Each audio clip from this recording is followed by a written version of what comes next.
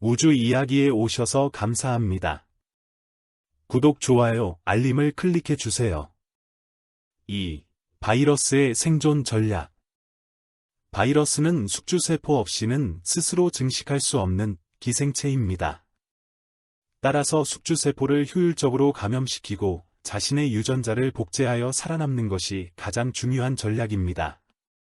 숙주세포 특이성.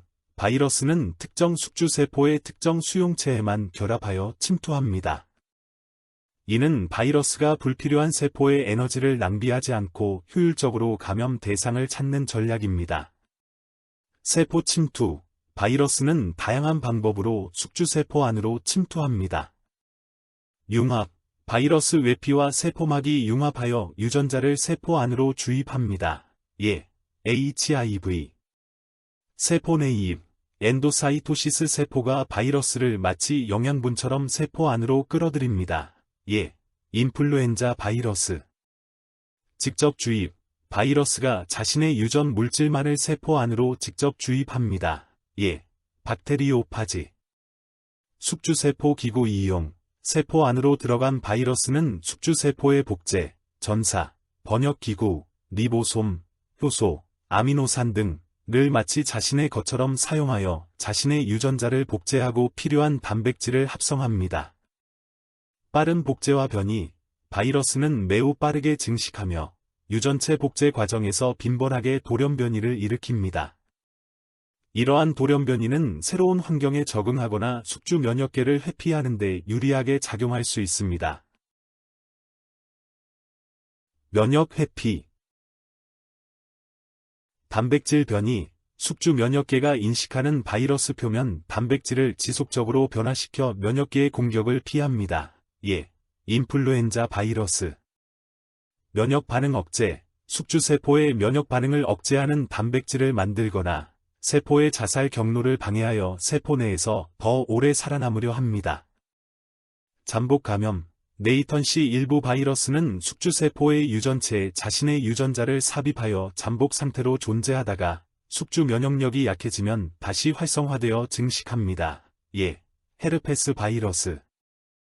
효율적인 전파. 새로운 숙주를 감염시키기 위해 호흡기 분비물, 혈액, 성접촉 등 다양한 경로를 통해 효율적으로 전파됩니다.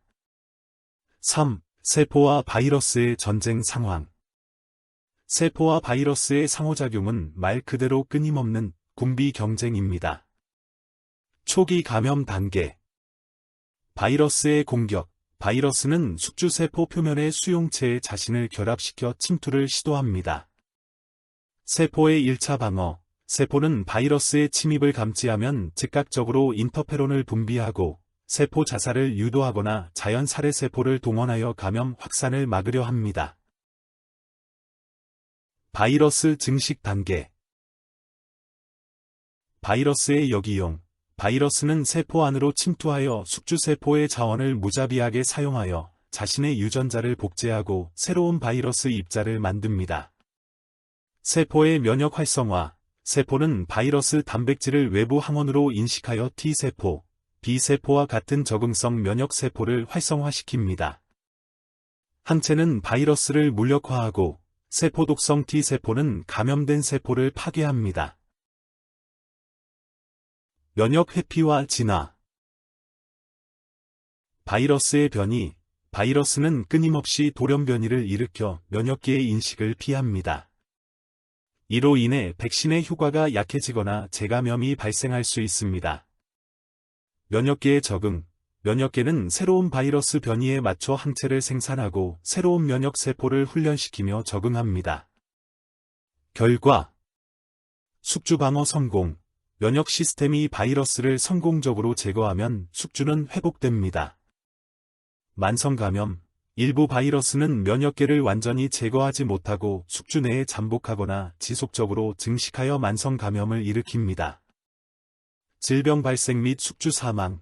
바이러스의 증식이 너무 빠르거나 면역 반응이 약하면 숙주세포가 대량으로 파괴되어 심각한 질병이 발생하거나 숙주가 사망할 수 있습니다. 때로는 과도한 면역 반응, 예, 사이토카인 폭풍, 이 정상 세포까지 손상시켜 숙주에게 더 큰 피해를 주기도 합니다.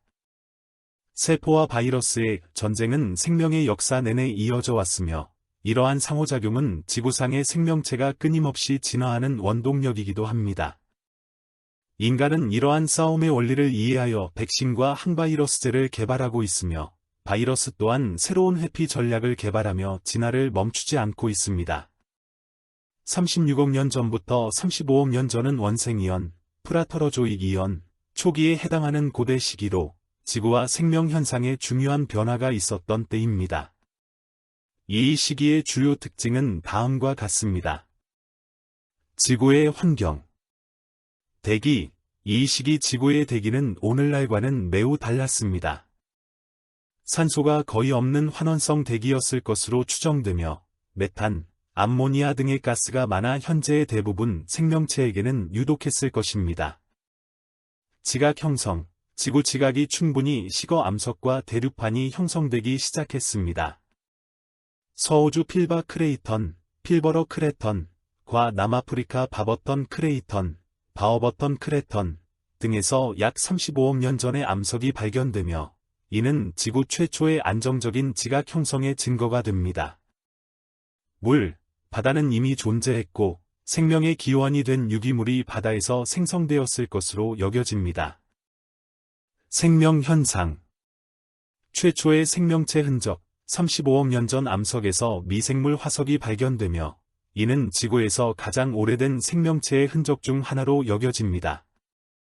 특히 서호주의 아펙스 처트, 에이펙스 처트, 퇴적층에서는 34.7억 년 전에 미세화석이 발견되기도 했습니다. 광합성 미생물 출현. 이 시기에는 별표 시아노박테리아, 사이어노백테리어, 별표와 같은 광합성 미생물이 나타나기 시작했습니다. 닐은 햇빛과 이산화탄소를 이용해 에너지를 만들었고, 부산물로 산소를 배출하기 시작했습니다.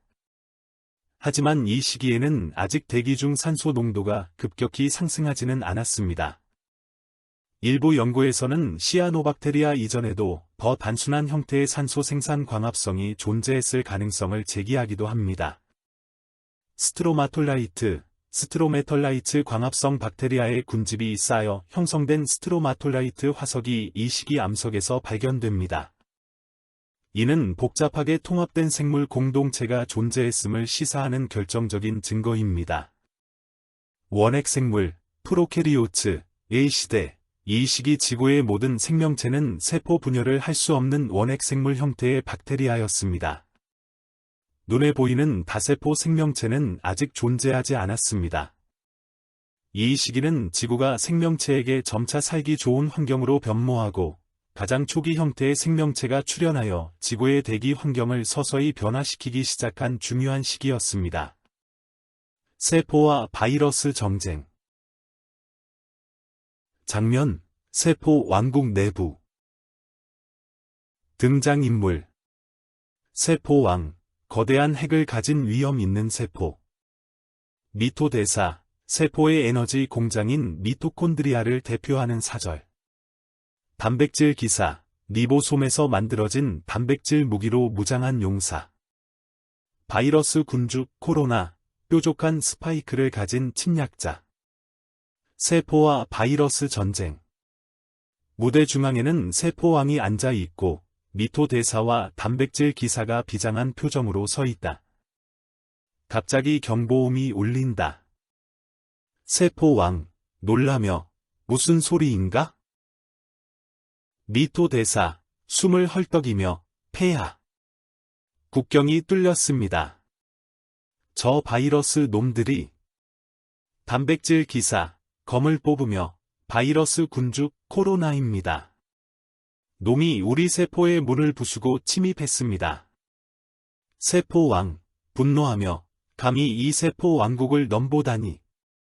미토대사, 모든 에너지를 비상 가동하여 방어막을 강화하라. 단백질 기사, 즉시 전투 단백질들을 소집하여 놈의 복제를 막아라.